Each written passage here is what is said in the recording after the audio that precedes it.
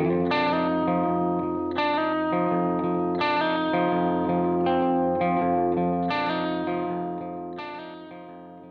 there, everybody. Welcome to another episode of the Cloud-Based Mayhem.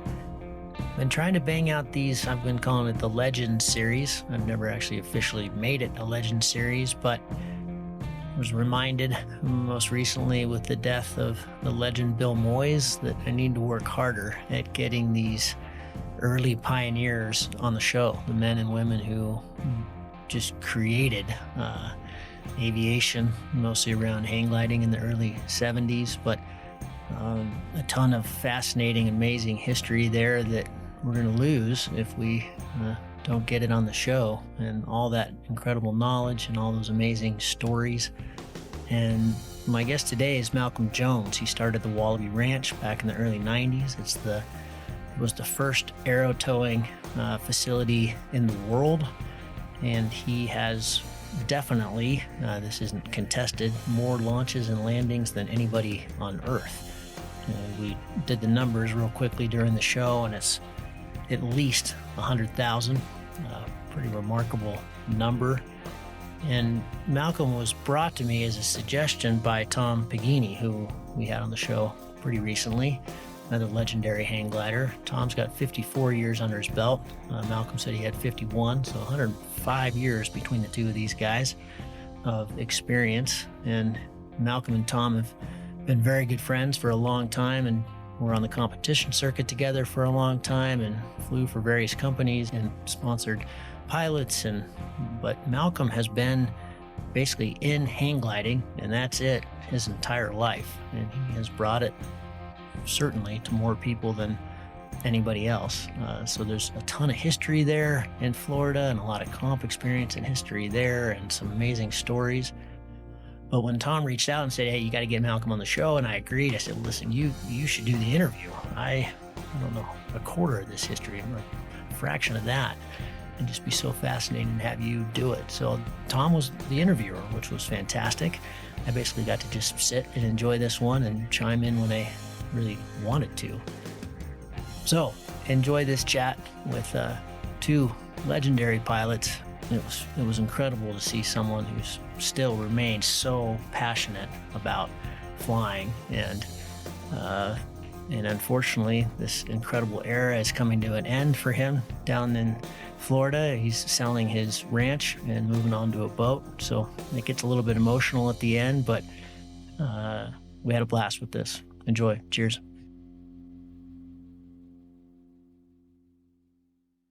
Gentlemen, Tom and Malcolm, welcome to the Cloud-Based Mayhem. I really appreciate your time. Been excited about doing this. We don't often have three people doing this at the same time. So those of you who are listening in, what we're doing here is Tom Peghiny, who has been flying hang gliders for all of his life, and we had him on the show a while back, I think 54 years, something around there, is going to be the main interviewer of our other guest, Malcolm Jones, who's the head of Wallaby Ranch and has been flying for 51 years, just found out before we started recording, and done a lot of towing and just different stuff, and sent me some beautiful videos yesterday, which were a lot of fun. Had Mike Rowe flying around, you all know from the jobs, what was it? 30th Jobs. I loved those. That show was fantastic. But yeah, so Tom, because he knows the history a lot more than I do, Tom will be the main interviewer here, and I'll just jump in where needed to ask more questions and follow up on stuff. So there's a new format. I hope you all like it. And Tom, take it away, man. Well, hey, Malcolm, you and I have known each other for a very long time, and you've always been one of the nicest and most interesting people I've ever met. You started on a little different path, beginning in hang gliding through your interest and experience in water skiing. When did you first hear of hang gliding or tow kiting, and how did that happen? I feel sure the first time I saw a hang glider fly would have been at the ski show at Cypress Gardens. I might have seen it on TV or heard about it or something since then, but I do remember thinking, wow, that's scary looking. And it wasn't like, whoa, I want to do that at all. So, but that's the first time I saw it. And, um, geez, that would have, I don't know. Bill Bennett stopped by there with a glider I think it was his first stop in the United States from Australia. So I don't know when they started transitioning from the flat kites to the little delta wing ski kites, is what they call them, even though it was just a tiny regalo wing hang glider. But it could have been 3 or 4 or 5 years before that, I guess.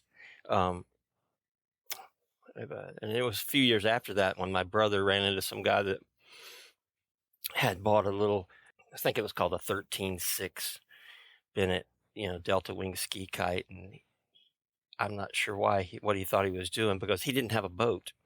And so he called my brother Matthew and said, "Hey, so you guys have a boat, and I have this ski kite. What if you pull me and I let you fly the kite?" And I thought it was crazy and it was scary, But my brother's like, "Yeah, bring it over." So we throw it in the bay, and we pulled him, and he and my brother went, and then I tried it, and it was unquestionably my favorite flight of my life. We were really good water skiers. First one. So it was an effect of, if you had a good boat driver, which you needed for skiing, which we were, it was sort of a wind tunnel, sort of an opportunity. The base tube was like a ski handle skiing, and you're on 2 skis and you come up out of the water, and we were scared of it, which was healthy. You could go just fast enough to plane off the water skis, but not fast enough to lift the person with the little seat. So we'd be flying along. I taught bunches of people, everybody in the neighborhood, and you'd go along, and the good skiers could keep themselves under the kite, and then slowly, we had a little mimeographed sheet with drawings about push out to go up, pull in to go down, move left to go left. That's it. And once you could go do shallow S turns, you'd stop in the middle and give them, this was like, okay. And the boat driver would give you a little more speed, and the skis would come off the surface, and it was just like it was just unbelievably fantastic. My first flight probably lasted 20 minutes, mostly under tow, and of course you made that last as long as you can, because after once you land, it's somebody else's turn. Did you have, when you're doing this with the kite like that, or is it kind of like modern-ish towing where you got to worry about lockout and stuff? Do you have to worry about that? They were amazingly docile. I think it was like an 80-degree nose with a lot of billow, and they didn't tend to want to lock out. They didn't have as much performance, but were incredibly easy to fly. And we were going, of course, we didn't know anything about thermal or staying up, so we're running around. I mean, you pulling in, going under bridges and going back up, and just all kinds of crazy stuff. I got tremendous amount of flying and airtime in a few weeks. I mean, we were ate up with it. And you were 16, Wow. 17 at the time? 17 years old, 1974.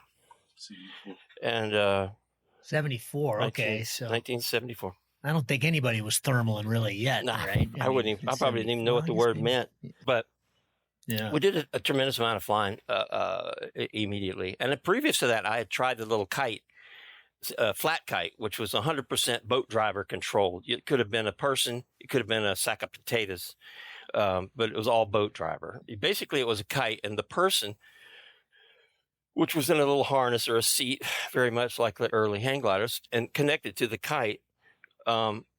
At this, I guess, what would have been the center of mass or whatever, but effectively the person was the tail of the kite. You remember a kid with a kite, if it didn't have a long enough tail, it wouldn't fly right. And if it had a heavy enough tail, it'd fly great. And people were heavy enough for this kite to work. And so it was just sat there. It was all boat driver. And I had tried that previously, but I didn't go nearly as high as what I saw him do at Cypress Gardens, And I think actually way back in the beginning, I think it was almost an accident that they realized what it would do. I mean, the first guys in Australia, I think they just thought it was going to be a better kite maybe. And it ended up being, not really a kite, but a glider. There was really no similarity other than the materials they used, aluminum, Dacron, stainless steel cable. That's where I started from, is out in Tampa Bay, flying for hours in a day and a dozen flights. I mean, you could get good in a hurry. And we just started out with putting 2 ski ropes together. Ski rope 75 feet. So we were with an angle, we were probably getting up 120 feet or something. But within, I don't know if it was hours, but within days, we're putting time to get more ropes together. There was it just made the flight after you released last longer. Instead of 30 seconds, maybe it was a minute, but it progressed really, really fast, and I just fell head over heels in love with it, and barely passed a class in school after that. It's like it was my sole focus of life, and it has been almost ever since. So that was right out of your backyard, right on Tampa Bay. Because they had a dock right in their yard when he was growing up. Yeah, our house was, 30 feet from the water. So that's your first glider. I had a question about that. And the first glider that you bought for yourself, who did you buy that from? A guy named Richard Johnson, who's still a close friend and lives not far from here. He's getting up there now. 92 or something maybe. And he was a very, very early water skier in the United States as well. Yeah, you can go online and see a Tonight Show where he's teaching Johnny Carson how to ski, back in 1950 something. But anyway, the first one I flew was a 13-footer, had no battens and no king posts. It was topless. When you came to a stop, the crossbar would just sag down, and when you got speed, it would straighten up. But the first one, that was the guy down the road that had bought it. My first one was a 14.6, which had wood battens parallel to the keel and a king post. And wow, state of the art. And I understand that you did do some towing off of dry land pretty close to your house too. Tell us about that. Oh my God. I had a very unusual mom. And it wasn't long because we do this behind the boat. It really has nothing to do with skiing. And my folks had bought this property out on it's this unusual thing in Tampa Bay. They would build this wall out like a big finger. We called them fingers. And they would dredge up to a certain altitude, certain height with sand as they dug channels. And then they'd stop and they'd put in the infrastructure, the power, the water, the sewer, and all that. And then they'd pump more sand in. And so you had this big, long, what I discovered was runway going out into the bay, and no wires, no telephone poles, no nothing. And there was a little cul-de-sac at the end. So I don't know, this one day, I don't know if I'd seen, maybe I'd seen some TV of Bill Moyes doing it behind a dune buggy or something, but I just tied it to the family station wagon, a rope of, I guess it was about 500 feet. And we took the skegs off of skis. Because once you start sliding on the asphalt, as you start to, it's really tough at first, and then it's actually slippery. And if you need to get off the ground real quick, you'll start sliding off the crown into the gutter, So anyway, I have it all set up. Mom's like, "Oh, get that thing. Don't call me till you're ready to go," So I'd have the car out there and the rope tied to the trailer hitch, and I'd have my glider with we call it a kite, with skis, and I'd sit there and call her. She'd come out. I said, "Go to 45 and stop at the stop sign where I just tow up and release." And you couldn't pay me enough to go and recreate and demonstrate it now, but that's what we thought of as fun. I had no idea how dangerous it was, and we 100% got away with it. We come in and lead out and just run like hell, and I'd come back and land in the front yard. And your mom Oh, towed yeah. you up. With a station wagon. There's no release. The Oh, rope would just man. go up. She'd see the rope in the mirror, obviously, just going up. She can't see me once I get up over. It's a station wagon, with the tailgate down. She'd stop because we built one of the first houses out there, so it was like a desert finger with a road in the middle, with a few houses, but there was really nobody to.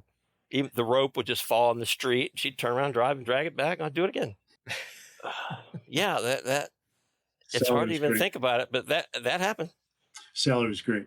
My dad, on the other hand, made me promise that I wouldn't tow behind the car because he'd been sneaking his ground skimmer magazines and had read about what happened with people towing. It was a fairly dangerous thing to do.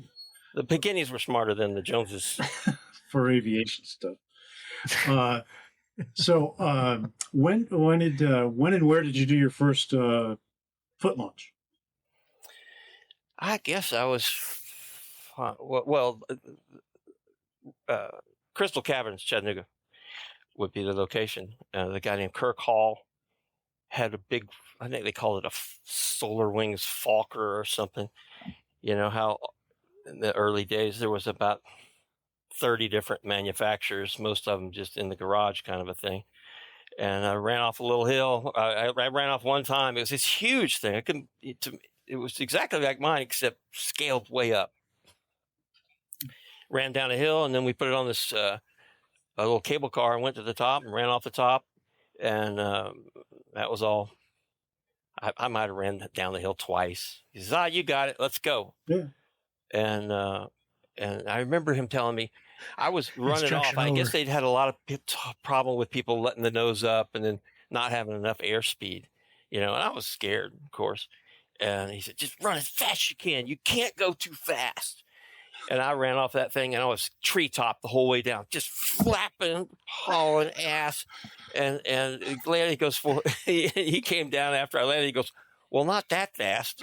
It was wrong. You can't go too fast. It was like, so the next time, I did the opposite of what everybody else would do, which was get too slow. But, then that was great. And then I kind of sort of dropped out of school and moved to Chattanooga. And so when was your first soaring flight? Probably within a few weeks of that, over at Lookout. I was probably only there because of the wind direction that day. Yeah, because it was northeast facing, yeah. Dick and Don Guess had already had a business going. They were the first Will's Wing dealers east of the Mississippi, and they had started a club called the Tennessee Treetoppers and had established a launch there at Lookout Mountain. And there was a wooden ramp there, same place the flight park is now, but it was a club site at the time. And I joined the club and was up there a lot and helping them with the early days of that. That would have been my first soaring flight. And probably wasn't too long after. And we were flying in a lot of wind. It was ridiculous. And we'd go all the way down to the point and back, and all that stuff happened really fast. What year are we now? I don't know, Malcolm? 75. Yeah, 74, 75 probably. God, I didn't know the Treetoppers had that much yeah. history. In the Wow. east, they were really the biggest thing going east of the Mississippi, I would think. And it was two really nice guys. They had a trust company, Dick Stern and Don Guess. Yes. The second one just passed away recently. They started the whole thing in Chattanooga, the two of them, absolutely. And it became a really active hub of hang gliding. Anyway, we're jumping way ahead, but no, it's great. Do you remember where you and I first met? I want to say it was at Dan Johnson's little shop there at Crystal Cavern Motel. Because I think you were doing a Kestrel demo thing or something. Yeah, Dan Johnson, who's been associated with hang gliding, ultralights, and then eventually aviation as a writer and a promoter. He had, Dan Johnson's Crystal Air Sports, which I think was the first pro shop, or at least one of the first pro shops for hang gliding in the United States. and it was right at the foot of the Crystal Caverns place where Malcolm did his first high flight, and that was serviced by a little tram that would take you up there. You wouldn't put a foot in it these days. If you went back, I looked at some pictures of it recently. It was frightening, but it was a really great scene. There was a a bunkhouse near there, a motel that I think it was a no-tell motel during the day and catered to hang gliding people at night, and it was just a great scene. Yeah, so I figured we met in '75, and I was 19, and you were 18, and we became fast friends. Yeah, I've met all the players in the early days of hang gliding, and mostly because of Tom. I hooked up and kind of rode his coattails all over the place, going to competitions and getting sponsored, and it was an absolutely wonderful time.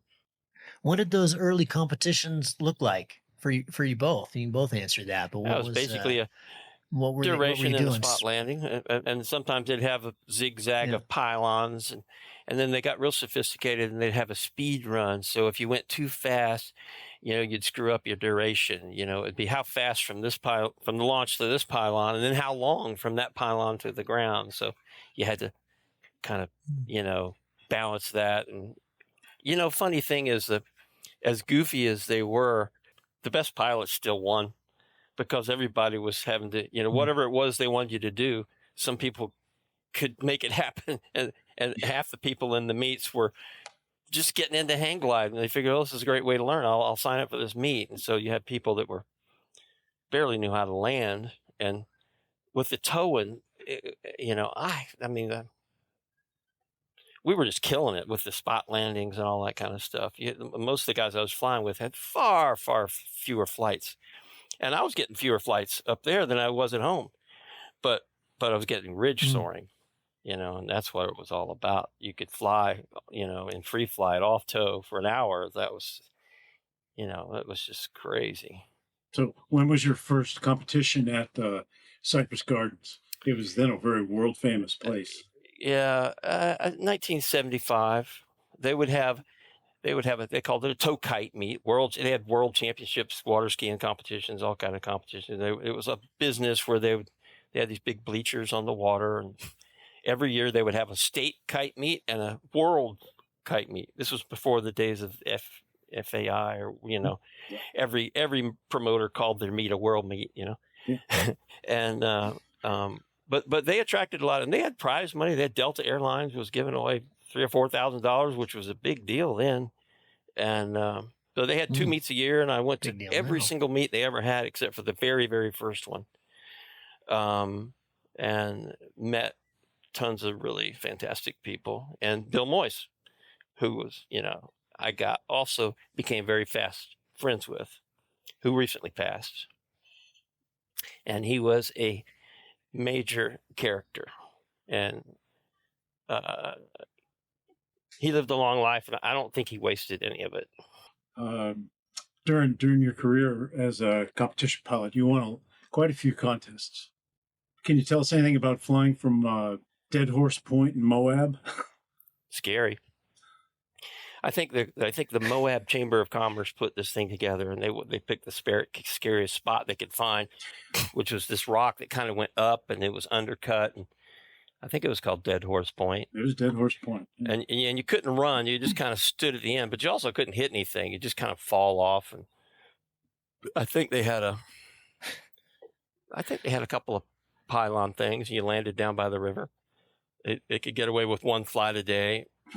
But there was a lot of people. I mean, everybody was there. That was, again, that was the first place was $5,000. There's nothing like that today. There's not that many people. There's not a bunch of companies trying to make sure their glider wins. That was, but the thing I noticed about all these big hang gliding meets is most of them only happened once, because they found out there wasn't millions of people to come in to watch and buy a ticket. We all had fun. I remember that one at Pico Peak where everybody they changed the prize money because the bunch of people didn't show up to watch, but there were some philanthropic individuals involved too, like the Gardens was. They didn't make money on that stuff. And the Grandfather Mountain, Hugh Morton was like a gift to hang gliding for, and did first class competitions that were really fun. I can't name them all up. That Grouse Mountain, what was it called? I can't remember the name. Grouse Mountain, I guess is what it was called in Vancouver. Yes. It was, so many beautiful places to fly. It was just too much fun. And with our sponsor, I think it was more important to get their logo in the paper than it was to win. So it made it really easy for us to have fun. It's always been about fun for me. I'm the luckiest guy alive, and I've had a lot of it. Well, whenever it rained, sometimes we won, but it didn't matter. Whenever it rained, we would have a big advantage because we always had hotel rooms. Everybody else sleeping in their van or in a tent, and we had first class. We had the Volkswagen Westphalia. It was a magic time because our name, all the little publications, Glider Rider and Hang Gliding Magazine would have our names in these meets, and you'd show up to town. Everybody would want to be your friend, and we had little Easy Wider cigarette rolling paper dispensers. We'd take off a little sticky. Everywhere we went, they'd end up with a cigarette rolling paper dispenser on the wall and a T-shirt. So we were popular, especially Tom. So yeah, those are some of your memories about the Easy Water flying team. At one time, we had 4 people on it, and we had a professional manager who ended up being our mentor a little bit. You also won a big contest in Costa Rica, didn't you? The president of Guatemala sponsored a big competition one time, not Costa Rica, and it was right after the America's Cup. We were in this big meet at Lookout that Tracy Canals put on called the America's Cup, and it was right after that. So everybody was on the road. All the British pilots and that whole group went to Guatemala right after the America's Cup, and there was a big comp down there. Beautiful place, Lake Panajachel, the lake Atitlan. It's the volcanic, extinct volcanic clear water. Just the most beautiful place, and had fun there too. I mean, I remember me and Ledford. They had all the different motels and hotels, contributing rooms, and myself and David Ledford were assigned this one motel. It was off the beaten path a little bit, and we're in the room one night, and this is right during the time that they kidnapped everybody from the embassy in Iran, and this was a leftist, junta that was in power down there. They were a lot of guns, and they were protecting us. Like, I don't know. That was just the thing. They were worried about kidnapping us and all that kind of stuff. Anyway, we're in the motel. It's about 2 a.m. All of a sudden, we hear explosions, gunfire, and the two of us are like, "Oh my God!" Here. For some reason, I don't remember the exact politics, but the Americans were not in favor there. And we were up trying to figure out we were trying to get the air conditioner out of the window in the bathroom. So if somebody came to the door, we could jump out the bathroom, and we were literally scared to death. And then it finally just faded out. Nobody ever banged on our door. Nobody ever broke in. The next day we found out it was some kind of a national holiday. And their tradition was all in the middle of the night after a quiet night. Fireworks.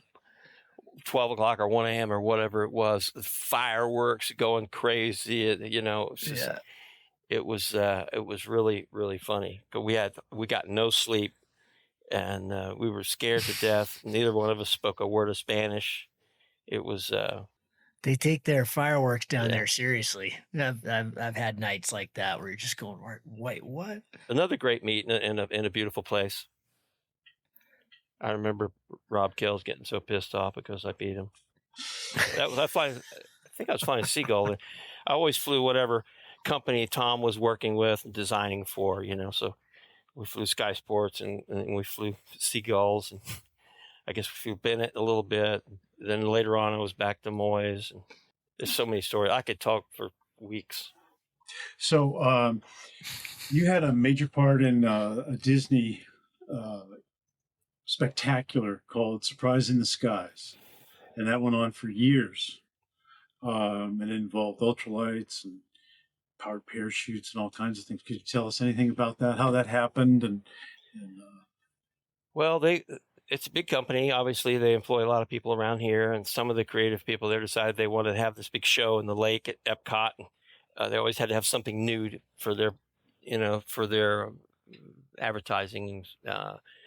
And they wanted to have a show that had hang gliders, and I think somebody there was doing research, ended up on the phone with Bill Moyes, and he said, "Hey, mate, there's a guy right there in Orlando. Call him up." And, so I ended up putting it all together, selling them boats and winches and gliders and hiring other pilots. And, it took a year to put the whole thing together, and it was really good money. And we had a ton of fun. And it was the last several months of that show is when I would take off after the show every day and look for a place to start a hang gliding school, because that's when ultralights had evolved to the point that you could tow with them. And I thought, you know what? I don't have to be running off to California anymore, hanging out at Torrey Pines to do tandems, because that's what I really love to do in the end. As soon as that show was over is when I opened the Wallaby Ranch. And the Disney job allowed me to buy the land. And everybody thought it was a ridiculously crazy idea, of course, a hang gliding place and a pasture in a swamp. But, I really felt like if I didn't do it, I'd be mad at myself forever. And the worst thing that could happen is, a piece of real estate halfway between Tampa and Orlando, so I could probably get out of it. And that's been 33 years. Yeah, when you first went there was Howard Johnson's Motor Hotel, Waffle House, a Waffle House, and a 7-Eleven. That's it. And now it's got the city of Orlando has sprawled out the suburbs and just surrounded my ranch. So, everything has changed a lot. I would have never been able to buy this piece of land if at this point, you know what I mean? It was way, way out here when I got it. And now we're just, the western suburb with a big ranch in the middle of it. Like I said, it's just super luck. And Malcolm, forgive me for my lack of knowledge with Florida. I haven't spent any time out there at all. But is your ranch where people go to fly big XC? Is that where they're starting from? Yeah, it's really no accident. We're right on what we call days? the ridge. There's a dune line that goes from north of Claremont all the way down past Lake Wales that was the west coast of Florida. I don't know how many millions of years ago. I mean, we find shark's teeth out here. And so there's a dry line, and the sailplane community had discovered it years ago. It's very, very soarable. We get a sort of a sea breeze convergence that we're right in the middle of the peninsula. And so you get a sea breeze off the Gulf and a sea breeze off the Atlantic that converge somewhere near here most normal days. And so you have a sort of a concentration of thermal activity. You can look at a satellite picture of the cumulus clouds, and it looks like a white mountain range. And as you go towards the both coasts, you get these little puffy, fewer and farther between little clouds. It's all concentrated right down the middle. Anyway, we really do have an ungodly amount of stories that probably would be interesting to people, but it could go on forever. Because I've never done anything else. Flying there, and you've never done anything else your whole life. This has been it. Well, in one way or another. Love it. In one way or another, either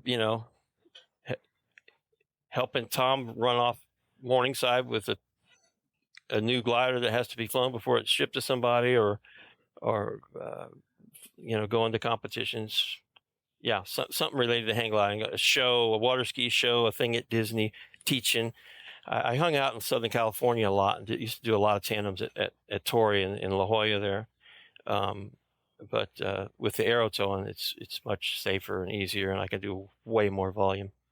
So when did you buy the ranch? What year was that? 1991. And so that was the original tow kite. I mean, the original towed hang gliding. It was the first aerotow hang gliding flight park in the world, without question. There was the first aerotow people that the first hang glider folks that were aerotowing that I know of was Gerard Thevenot and the French with the trikes, and they did a little tour. Dan and his partner at the time bought one and did some aerotowing, and the Duncans built one, and aerotowing was in its infancy, but there was no flight park based around it. It was a trike that somebody would go out and they'd pull each other, but there was no facility for aerotowing. And the biggest difference is it was just a bunch of experts pulling each other up. There was no growth with it. There was no instruction. It was just experts pulling each other. So the difference about this was my idea was to teach with dual instruction, which is really outside the box and weird for hang gliding, but it's not weird for every other kind of aviation and how they teach it, whether it's a sailplane or a helicopter or an airplane or hot air balloon. You go up with an instructor. And so I just thought that would work, and nobody else had tried it, and just put wheels on a big tandem glider and started taking people up. It really worked. Of course, everybody's doing it now all around the world, but it didn't take long to prove that it was the best way to teach people how to fly, and certainly the easiest way to give them a taste of it. That's, they call it a discovery flight. Malcolm, I'm sure there are people listening who are confused by the term aerotowing. Describe what it is. Well, you tow up similar to an airplane, similar to a sailplane behind an airplane, but it's an ultralight that that flies really slow and is controllable at really slow speed. And you hook it up to the harness and the glider at the center of mass on the hang glider, and you take off together. In the early days, we were running off. Now we make these little dollies that makes the list of things that can go wrong a little shorter than the list of things when you're running off. And you tow to altitude, and when you're teaching, you get still air so that everything that's happening is because of the student. And then once they learn, you fly in the afternoon when there's unstable air, and the tug pilots get really good at finding the best thermal, and they even get into a turn, get you centered, and wave their arm and tell you to release. And when you release from the airplane, you go up, and it's very comfortable. It's like country club flying, and I get a lot of older guys that would never be getting into hang gliding. That wouldn't last half a day on a training hill, that can learn how to fly this way with bad knees and everything else, because they never lift up the glider. I've got a bunch of guys here that are hang 4 cross-country hang glider pilots that have never, ever foot launched a glider. Wow. And why, Malcolm, why aerotowing? Why towing up rather than a payout winch from Oh my gosh. car? First of all, there's much, much less stress on the glider. Once you launch, you can hold the rope in your hand. Much less stress on the glider. And then you can go much, much higher. And maybe the biggest thing is you're not stuck at the end of the runway or wherever the winch is. You're looking for a thermal, and it's no comparison at all. No comparison at all. We did try some. Of course, we went through that stage, when it's all before aerotowing. Sure. We did a lot of winch towing, but it's there is no comparison. This is far superior in safety and effect. We did do some winching here. We actually tried to have some I had Dave Prentice, some of the paraglider guys come out, and we put a winch at the end of the runway, and it worked fine. They didn't get up as often as the gliders because they're starting where they're starting, whereas we're starting where the tug pilot thinks is the best spot at that moment. But it didn't mix well at all. We never had any catastrophes, but the problem was you couldn't see the rope. You couldn't see the rope. I mean, we got them way up there, but you see the paraglider, and then here I have 6 tugs, 6 dragonflies. There's 300 gliders stored here on a busy day. I mean, you've got,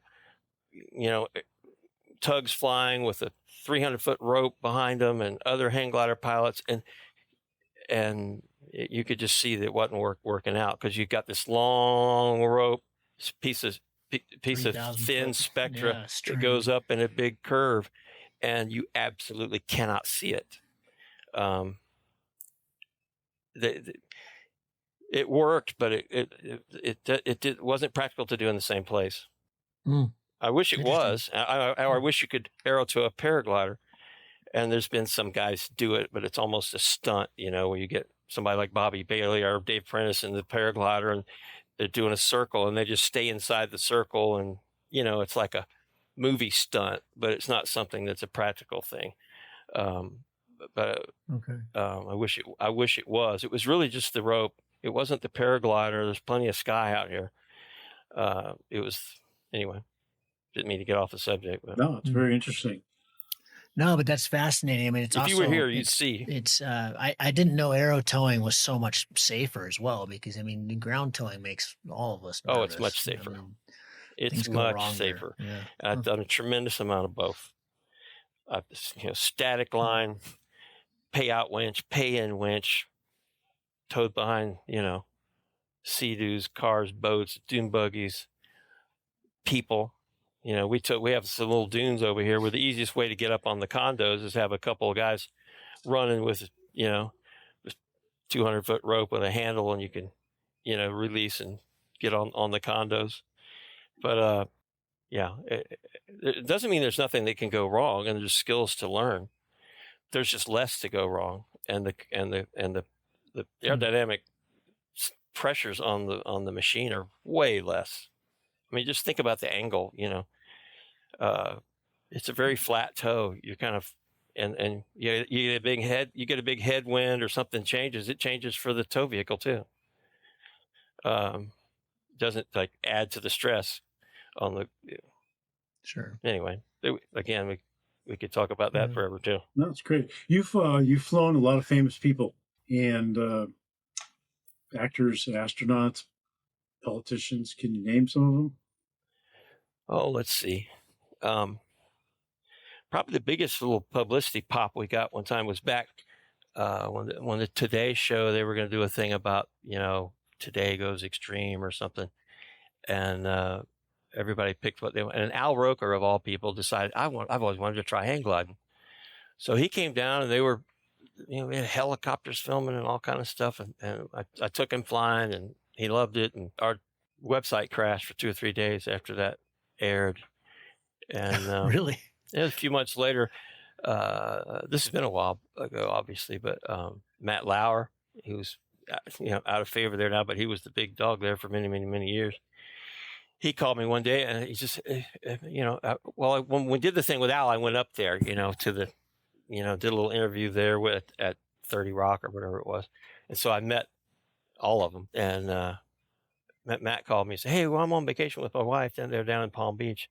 And she wants to go hang gliding. His wife was some Dutch model or whatever.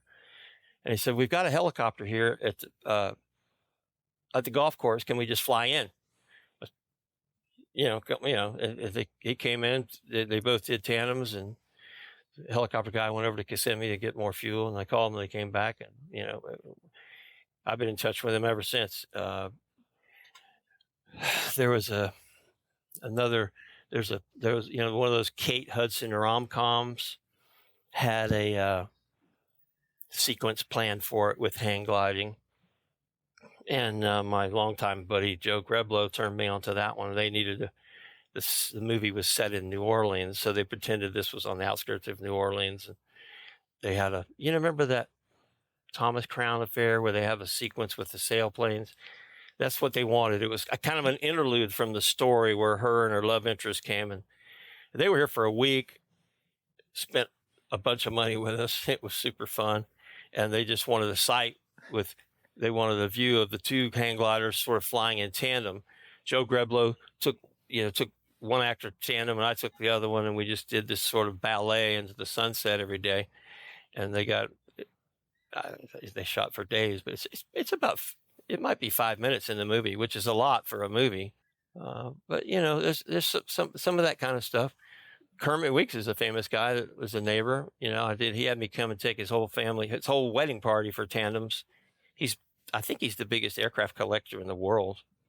Somebody said nobody has more airplanes than his that's not in government. And he has a setup right down the street. Mike Rowe, that piece I sent you, that got a lot of that got a lot of attention. There's a real successful, one of the original executives with Google decided he wanted to learn how to fly hang glider, so he flies his Citation over here occasionally and goes hang glide. He also broke the world record skydiving, and he came out here and brought Joe Kittinger and Felix Baumgartner and him showed up and flew and had brunch with us here.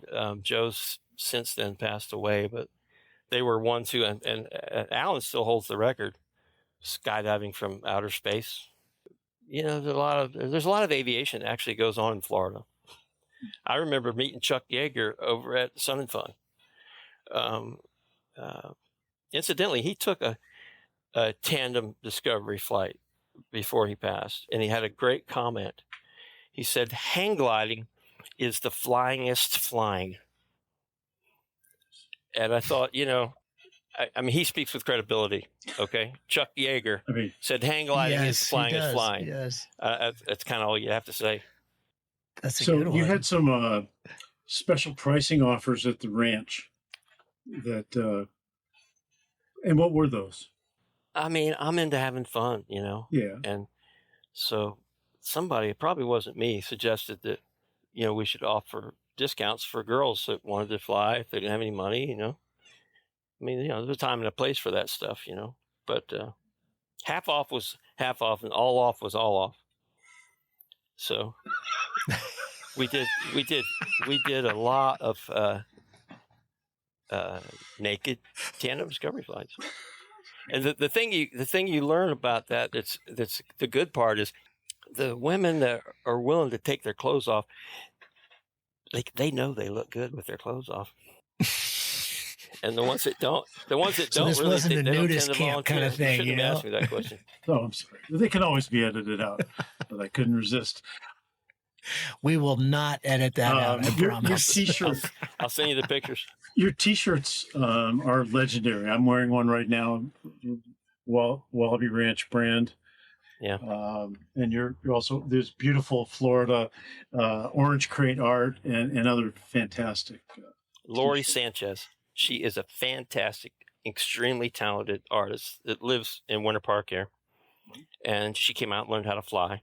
So, the artists, they usually do that. The wire goes to the wrong place or whatever. But she became an accomplished hang glider pilot.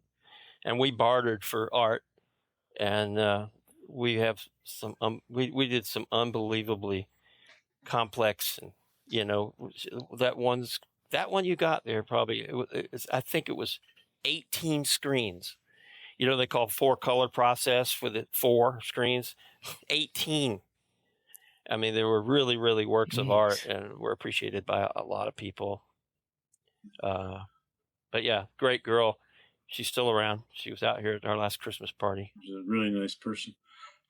You unquestionably have more takeoffs and landings as a hang glider pilot than anyone in the world, and I seriously doubt that anyone will ever be able to come close to the record. What's the estimate of how many takeoffs and landings you've had doing all those tandems and the surprise in the skies and all that? A little wild ass guess. It would be a crazy number, largely because of the towing in Tampa Bay. One weekend it might do 30 takeoffs and landings. I don't know. Lori went through we since I've been here, we logged everything because we got to keep an accounting of it, and she went through a couple of years until she got tired, but she said I averaged about 5 a day, including all the days that we don't fly. Average. It's less now. The sport is slowly shrinking, which is probably something we should talk about. But maybe, I don't know, between 65,000 and 100,000, maybe. I don't know. Yeah.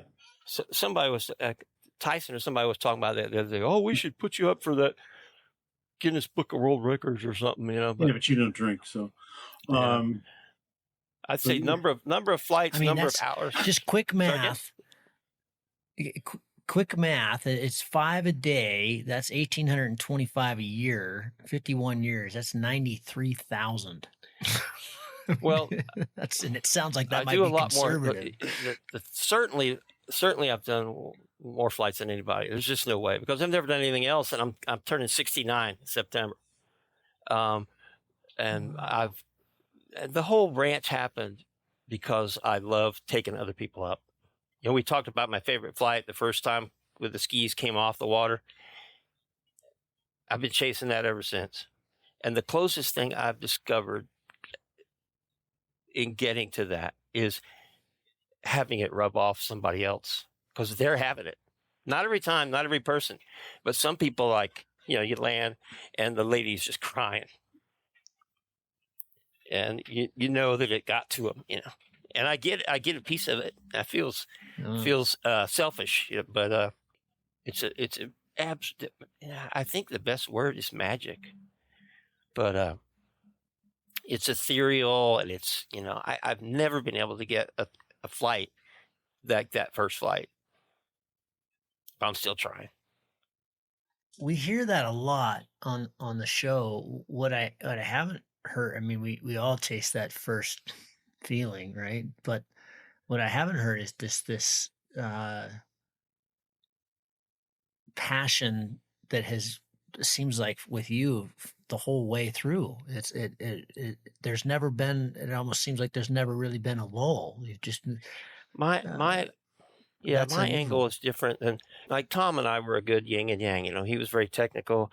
We always had the best stuff. He knew what was going on, the best ideas. Let's try this. I was very social. You know, it was all about the people and the camaraderie and the fun. I loved having all the best equipment all the time. But yeah, turning other people. I mean, I was taking girls on my back with a Moyes Maxi out of a lake. It was you sit on your back and just hold the down tubes.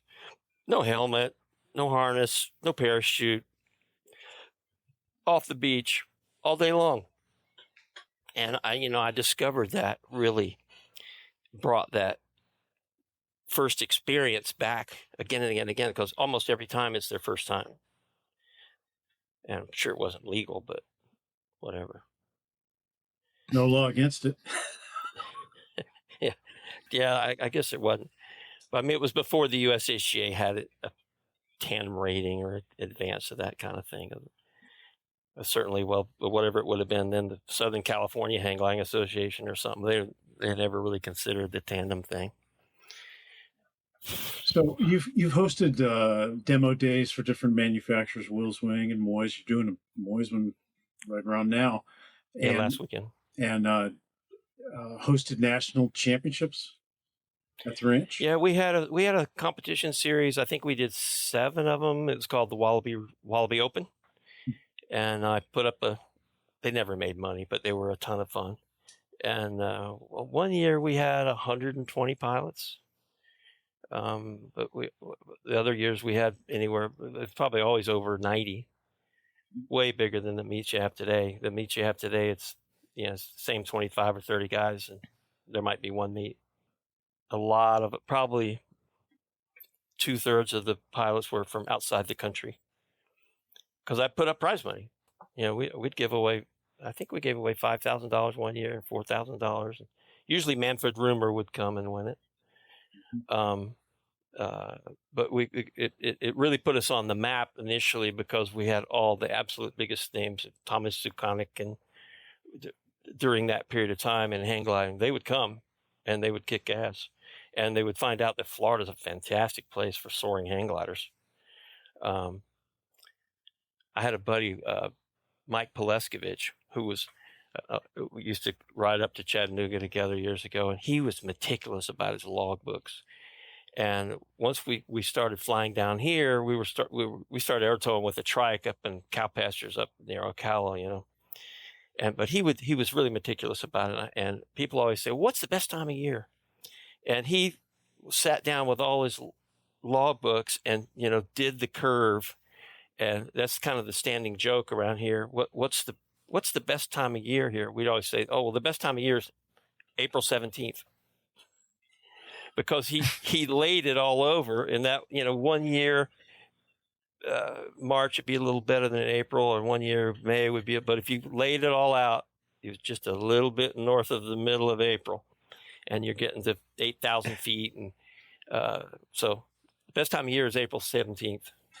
And we just passed it. And every meet I had was determined by the week that included April 17th. And they were all outrageously successful and unbelievably epic flights. And,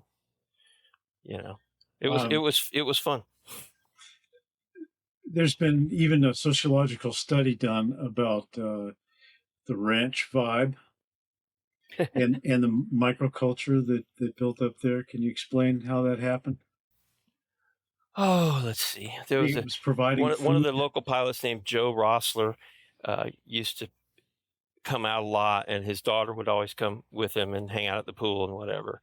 And we'd always have a lot of characters coming through. I would say relative to hang gliding, we probably had far less turnover than a normal flight park. And everybody that worked here lived here. The ranch was almost 500 acres.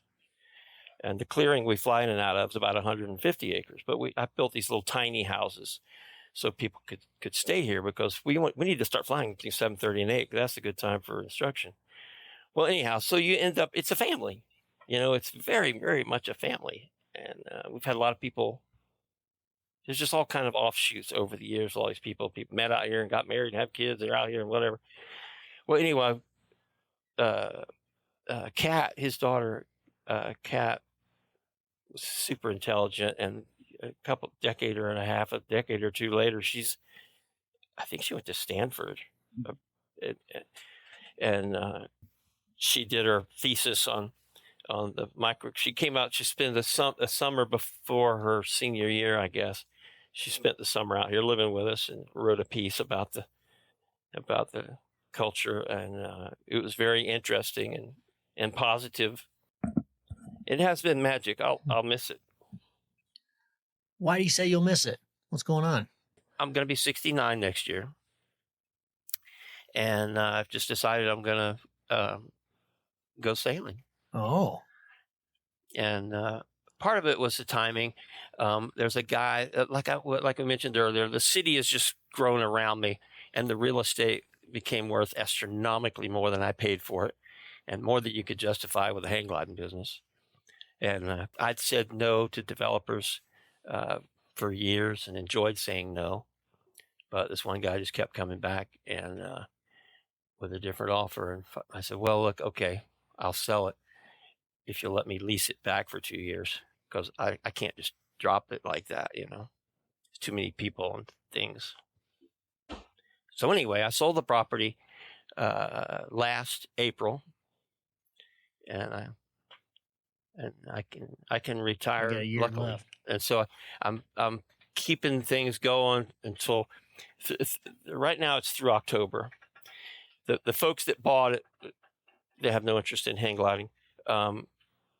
Are, the last I spoke to them, behind the curve and all their development plans and everything else. So he said, well, Malcolm, you can continue on month to month if you want for, so who knows how long. But I think, it doesn't feel the same. It doesn't feel the same. I mean, it's been my baby. I bought the land. I've never had any partners. It's just me. It sent my kids to school. It kept us all in cars, and, but it was never really any big pile of cash. It was a ton of fun, and it paid for itself. But the real estate is a different story. 30 years later, you're a real estate genius. By accident. Yeah. It's funny. I had Bill Moyes told me that he had this shop in Bronte Beach, which is right, one beach down from Bondi Beach in Sydney. And as he had a car shop. They had panel beaters and old car electrics and all this kind of stuff. And you could walk down from his house to the shop. And he made hang gliders there for decades. And then he finally decided to move. They were offering him so much money because the whole area had just become gentrified, or whatever they say. And he sold the building, and they immediately tore it down and built some big condo. And anyway, he says that one transaction made 3 times as much as he made in the entire time that he was, working himself silly building hang gliders. Not that he regretted it at all. It's just a different animal, and I don't regret it. I don't regret it at all either.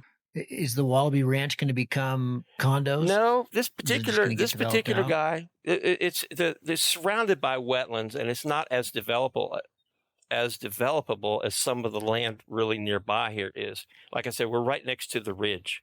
You go a little bit east of here, the land's a lot higher and drier right next to us. But I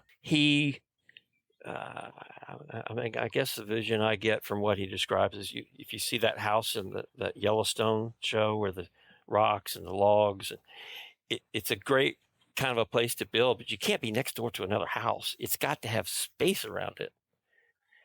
And he's got a financial services business with offices in Orlando and offices in Tampa, and this is right in the middle. And he likes to hunt, and he wants to walk out on the porch in his underwear with a cup of coffee and not see a neighbor. Playground. So I think he'd build a barn, maybe in a swimming pool and that kind of stuff. But it's not going to be a dense real estate development. It's just going to be a really nice house in a really nice spot. And it did what I wanted it to do. Like I say, I think I'm the luckiest guy ever.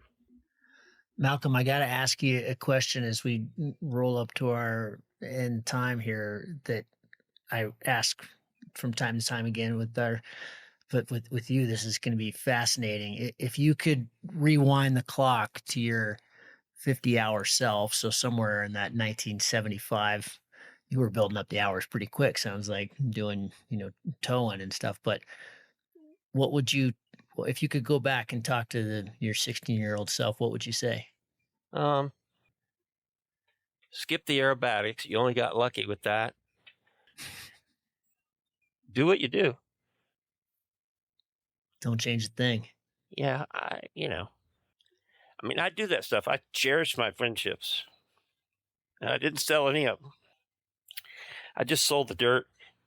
And I'll make a point of, putting together some reunion parties and stuff like that because I miss people. It's a thing. People say, Malcolm, you're going to have psychological problems, Well, of course, I already do. But it's like it's been my third arm, I mean, I've been here making hang gliding happen almost 7 days a week since 1991.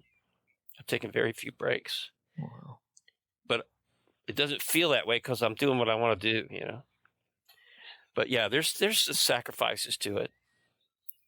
It's hard to do the family vacation when there's guys showing up from Canada in a van any given day. It's like, let's party, there's another van of guys that just went home and you can barely stand up. But yeah, I know so many people. It's really been a great ride. I went through. My son just told me the other day. I said, well, "How many people have you?" Because I keep track of people and get contacts. He goes, "Well, you can just scroll up in your phone at the very end. It'll tell you how many contacts you had." And so I did. I have 9,000 contacts in my cell phone. Jeez, holy cow! Wow. Got Gavin now. But yeah, I got to get out to your ranch before come on out. Change. I got to get out there. It's a magical, easy way to see what hang gliding's all about. And that piece you saw from Mike Rowe. If you really watched it, you should if you didn't. But you can see it in him. He was scared. Yeah. It was impromptu. He landed in a balloon. There was no plan, but he had his film crew for the show, And they're like, "Oh my God, we haven't cleared this with the tire. We don't have any insurance. We haven't."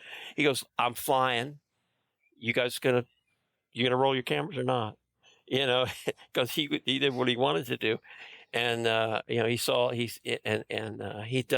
talked about how he did the skydiving with the Golden Knights or whatever, but he was one of those guys. And I really love it because you can watch it again. He was affected in a very sincere way. And he goes, "Oh my God, it is magic," And he rolled in, and ever since that movie, people call this thing they refer to bucket lists, and I told the guy, I can't remember who it was in charge of the USHGA. I said, you should take that clip and put it on the website, because he rolls in, the camera guy runs up to him, he looks at him, he says, if you're making a list, you need to do this, and it's like, dude, and everybody knows that face, take that, run with it. Well, it's like, it's perfect. Yeah. But yeah, it's just, I keep up with him. I mean, I make friends with people as they go through. And when you're teaching somebody how to fly, it's very personal, and they're here for a week, 2 weeks, 3 weeks, we've gone out to eat together. We've had beer together. We're literally touching in the harness. My mouth is 4 inches from their ear, and I've taught them everything start to finish. They've never touched a hang glider. They leave in 3 weeks and they're flying solo. They don't forget you. It's special. Yeah, No, it's super nice. absolutely. It's perfect for me. It wouldn't be perfect for most people. I know a lot of guys that get into tandems because they just pay for the bills and they want to be in the air, but they're more flying for themselves. Even doing aerobatics with a tandem person, whatever. But it's not, they're not there for not everybody, but I really get charged up out of somebody else getting it. There was a study. You guys remember that? It came out a while back. They did a follow-up thing with women who had learned to fly. I think this was paragliders or hang gliders. I'm not sure if there was a specific category, and the response in the survey response was that it was the second most important thing in their life to childbirth. That's pretty remarkable. Like you said, it's not everybody, but I've had hundreds of people tell me in the most sincere way, that's the most fun I've ever had in my life. Yeah. Well, pretty remarkable. Gentlemen, Tom, thanks for setting this up, and great questions. And Malcolm, both of you, thank you for your incredible contributions to this sport and to this community and to this life. We really appreciate it. Malcolm, I can see how emotional this is for you to have had this ranch for so long, and good luck sailing and good luck with the transition. I don't anticipate that's going to be very easy, but these things happen in life. We move on and do different stuff, but thank you. I really appreciate both of your time. Thank you very much. I really appreciate it. It was interesting. It's funny when you don't reflect on things so much and people ask you about it. It kind of forces it on you. Thanks again. It's great, Kevin. Thank you. Thank you.